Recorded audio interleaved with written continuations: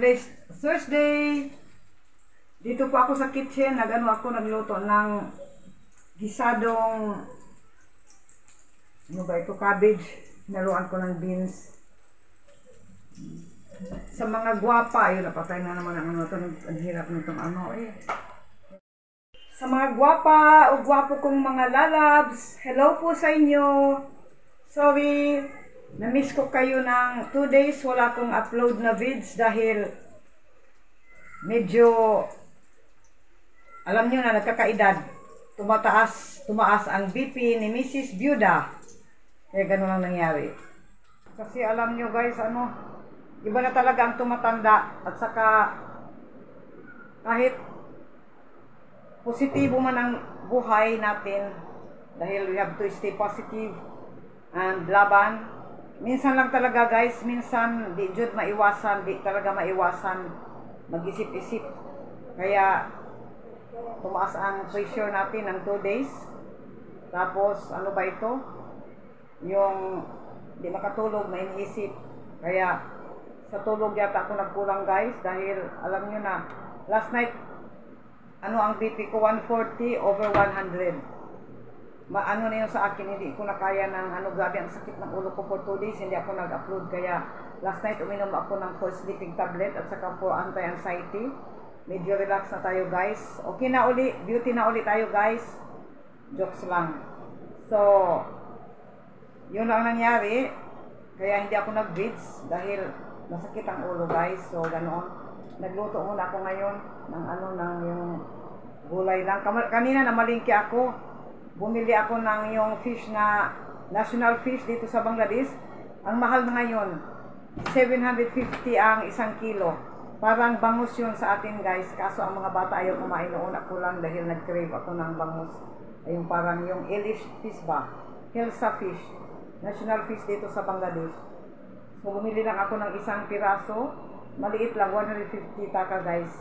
Bukas ko na inulutuin. Sorry guys, dito sa mga palamuti. Alam nyo na. Ayoko sanang mag-ano sa inyo guys. Hanggat maaari gusto ko good vibes ba ang content ni Mrs. Bangali. Kaso baka nag-worry kayo kung nasaan ako dahil 2 days na wala akong vids upload, walang live. Kaya sorry na ano ko sa iyo, nasabi na yung BP ko nga ang tumaas.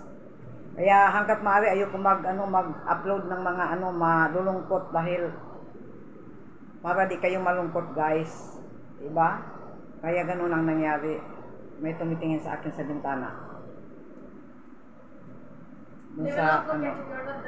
Kaya ganoon lang. Maulan ngayon. Today the weather is maulan and that is good for us dahil grabing init. So happy dahil parang lumamig naman ang mga kapaligiran. Lalo na tayo may mga pressure, high pressure. Pag lumabas lalong tataas ang mga BP natin. Shout out sa mga BP. Sana okay lang tayo na guys sa ano namin. Alhamdulillah for our lunch. Ngayon waiting na lang si Rihanna. May estudyante siyang ano.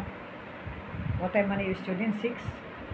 No, 5 to 6. Iniba ni Rihanna ang ano niya schedule dahil hang ng utak niya sa gabi. Full ang utak niya sa gabi. Tapos may study pa siya sa ano ba ito, sa exam niya, last final exam.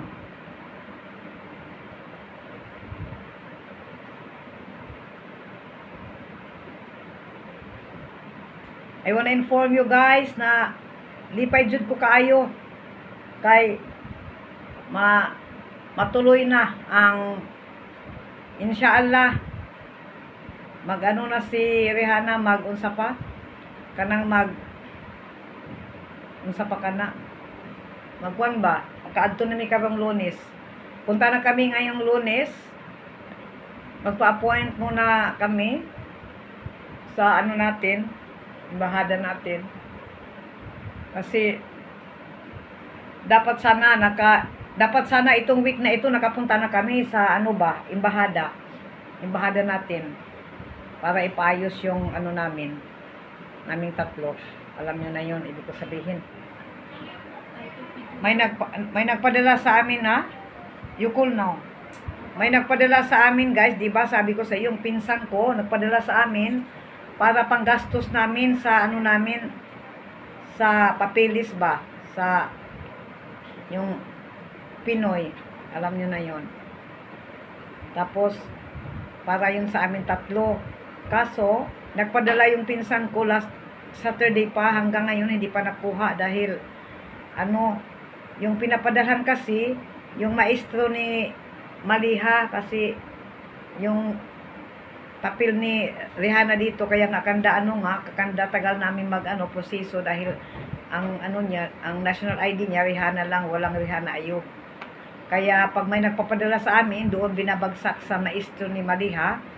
Kaso up to now hindi pa nakuha. Kanina pumunta dito sa bahay, sa linggo na daw niya makukuha dahil nagkadinggi ang asawa niya guys, na-admit sa hospital more than a week. Uso dito ngayon ang dengue guys. Daming na-admit sa hospital.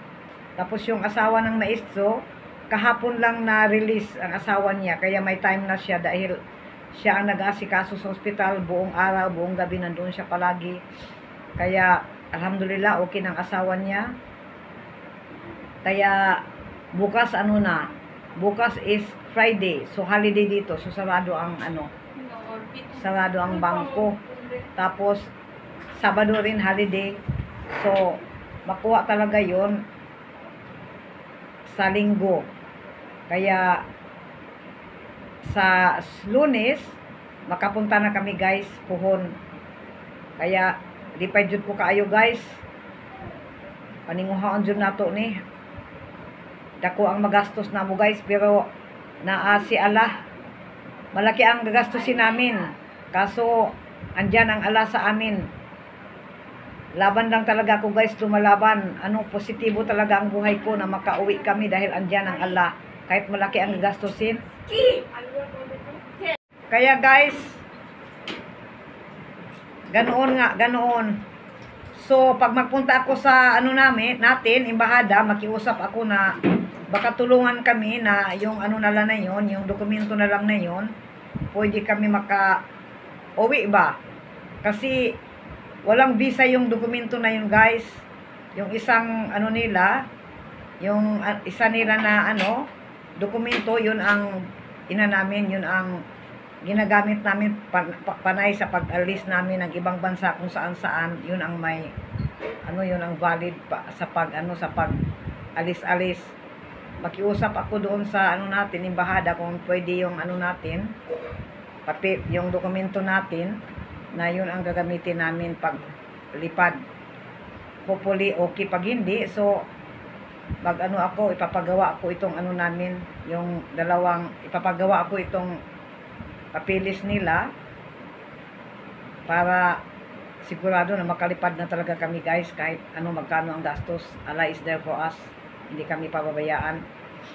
Lalaban talaga ako nang makauwi dahil grabe na ang sitwasyon sa buhay. Mga gwapa, kumusta diha?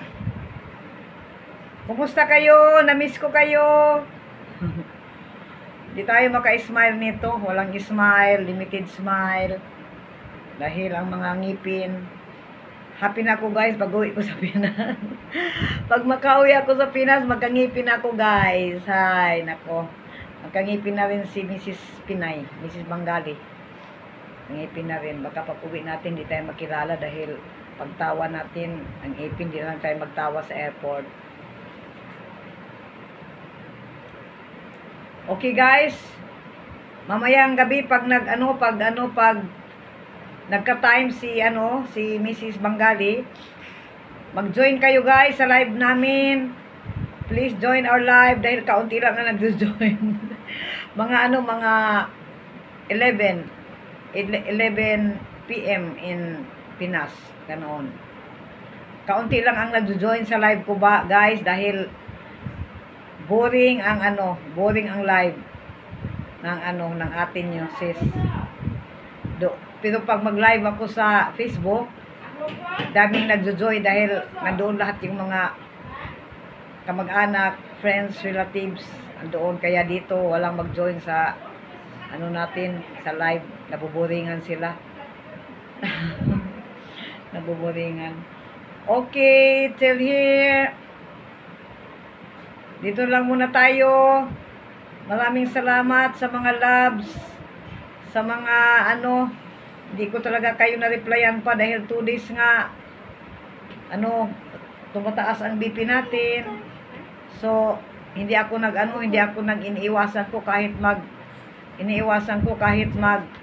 makipag video call sa mga ano, makipag video call, may gusto makipag-usap sa akin, mga friends, mga kamag-anak. Tapos hindi ako nakipag-usap ng 2 days dahil ayoko magsalita dahil pag nagsalita sakit lalo ang ano ko, ulo ba. Grabe talaga ang sakit kahapon. Alhamdulillah. Alhamdulillah, okay na. Feeling good na ulit tayo. Okay, maraming salamat sa mga love ninyo. Thank you. Loves. You're the night sky trying to make me see